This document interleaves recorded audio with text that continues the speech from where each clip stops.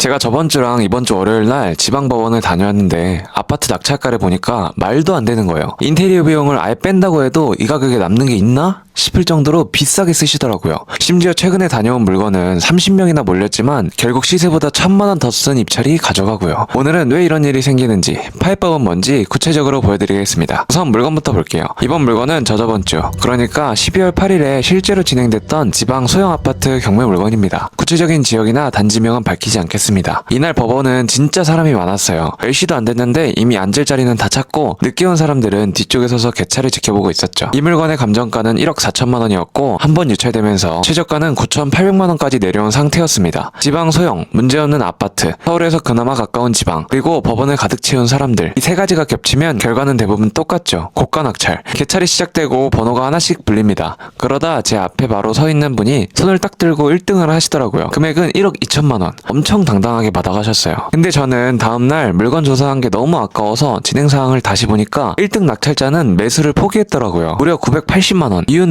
뭐 뻔하죠. 입찰장에 사람이 몰리니까 높게 썼다가 집에 돌아가서 다시 계산해보니 도저히 수익이 남지 않았던 거예요. 그럼 이 물건 얼마에 들어가야 했을까요? 지방 소형 아파트에서 가장 중요한 건 얼마에 팔 수 있느냐가 아니라 언제 바로 팔 수 있느냐입니다. 호가로는 1억 3천 중후반이 찍혀도 실제로 바로 받아줄 수 있는 가격은 훨씬 보수적으로 봐야 합니다. 그래서 이 물건의 즉시 매도가는 1억 2,500만 원으로 잡아보겠습니다. 여기서부터 가격은 이미 끝났지만 계산을 한번 해볼게요. 취득세와 등기, 법무비가 합쳐서 약 300만 원, 명도비, 강제집행 비용이 평당 10만 원 정도 하니까 180만 원 협의 들어갑니다. 수리비도 짚고 넘어가야 합니다. 이 집은 이전 거주자가 몇 년 전 매매로 들어온 이력이 있기 때문에 구조적으로는 큰 문제가 없어 보이는 상태였습니다. 하지만 단타 기준에서는 살 수 있는 집이 아니라 선택받는 집이어야 합니다. 지방 소형 아파트는 비교 매물이 많기 때문에 도배와 장판만으로는 경쟁력이 나오지 않아요. 그래서 도배 장판은 기본, 매수자의 체감이 가장 크게 갈리는 화장실까지 포함해 수리비를 약 500만 원으로 잡았습니다. 여기에 보유기간의 대출이자 170만 원, 인학관리비 340만 원,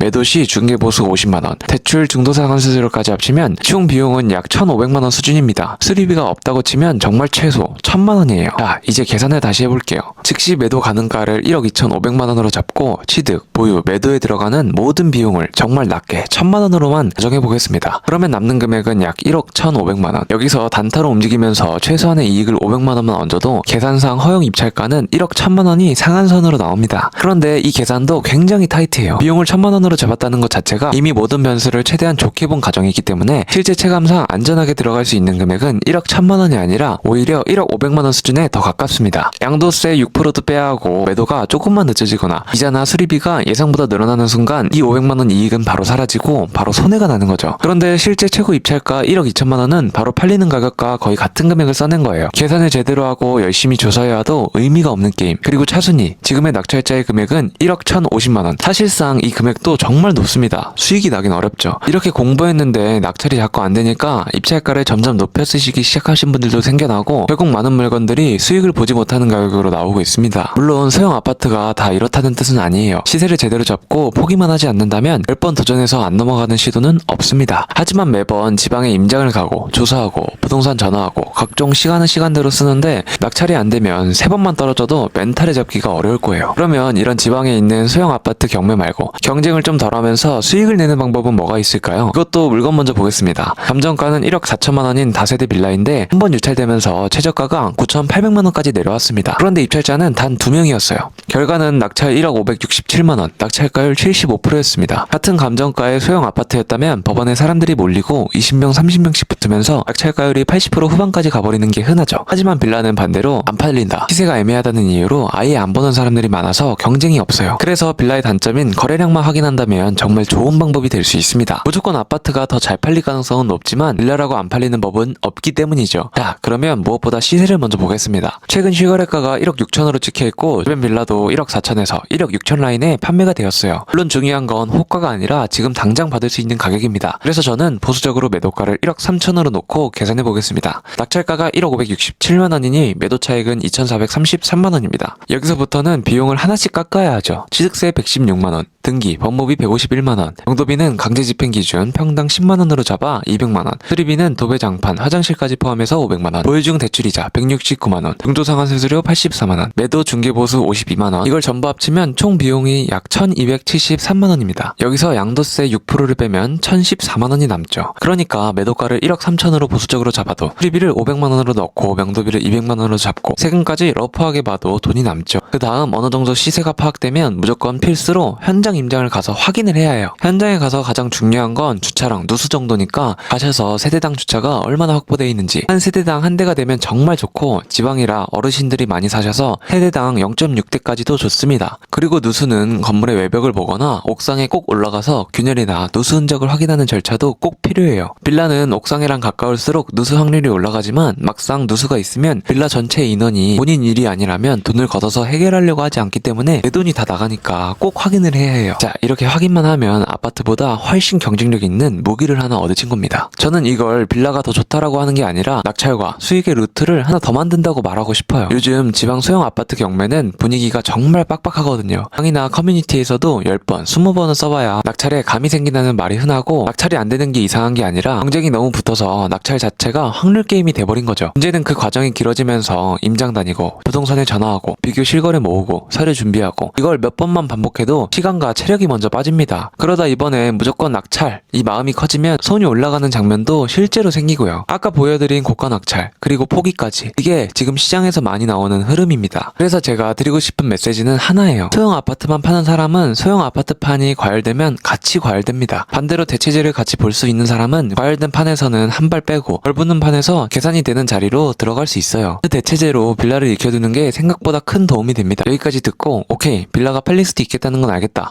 근데 나는 경매 자체가 너무 처음인데? 이런 분들이 있어요. 법원은 어디로 가야 하는지, 입찰은 뭘 들고 가야 하는지, 실거래는 어디서 어떻게 비교해야 하는지, 임장은 뭘 보고 뭘 버려야 하는지, 이런 상태에서 바로 물건을 붙잡으면 계속 맞는지 틀린지 감이 안 잡힌 상태로 시간만 흘러가요. 그래서 제가 만든 게 4주 경매 기초 그룹가예요. 이 과정은 경매가 처음이라 어디서부터 시작해야 할지 모르겠다는 분들이 최소한 혼자서도 다음 물건을 계속 볼 수 있게 바닥을 깔아주는 과정입니다. 경매 흐름을 처음부터 잡고 실거래를 같은 급지로 맞추는 기준을 세우고, 온라인에서 거래량으로 1차를 걸러내는 법을 익히고, 임장에서는 층, 향, 주차, 관리 상태, 누수, 불법 증축, 어떤 순서로 확인해야 볼 물건과 버릴 물건까지 갈리는지요. 쉽게 말하면 뭘 먼저 보고 뭘 마지막에 확정해야 하는지 순서를 몸에 넣는 과정입니다. 그래서 다음부터는 아파트든 빌라든 누가 옆에서 떠밀지 않아도 스스로 판단이 서게 됩니다. 반대로 이제는 물건 하나 진짜 정해서 입찰까지 가보고 싶은 분들은 고민의 성격이 달라요. 경매는 대충 아는데 내 예산에서 어디까지가 안전한지, 하단 매도가는 어디로 잡아야 하는지, 용도, 수리비, 보유비를 내 상황에 맞게 얼마로 고정해야 하는지, 그리고 그걸 다 넣었을 때 상한선이 정확히 얼마인지가 마지막에 흔들리죠. 그래서 괜찮겠지로 넘어가면 법원에서 숫자가 바뀌고, 이번에 됐으면 좋겠다로 써버리면 수익이 사라집니다. 이런 단계에서는 8주 1대1이 맞습니다. 예상과 리스크 범위를 먼저 고정하고 그 조건에 맞는 물건을 같이 좁히고, 하단 매도가를 실거래로 보수적으로 잡은 다음에 명도, 수리비, 보유비를 내 케이스에 맞게 고정해서 최종 상한선을 확장한 상태로 입찰까지 가는 방식이에요. 그래서 과열된 판에 막판에 숫자가 조금 흔들리거나 계산이 끝나지 않은 상태로 느낌으로 쓰는 실수를 줄이게 됩니다. 신청 링크는 아래 고정 댓글에 있으니까 관심 있는 분들은 빠르게 신청해주세요. 여러분이 낙찰하고 수익을 내기까지 최선을 다하겠습니다. 오늘도 영상 시청해주셔서 감사합니다. 다음 영상에서는 더 좋은 정보로 돌아오겠습니다.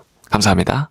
20살의 경매를 알게 됐고, 돈이 없어서 더 열심히 공부했어. 작은 집 하나였지만 내겐 세상에서 가장 큰 시작이었지.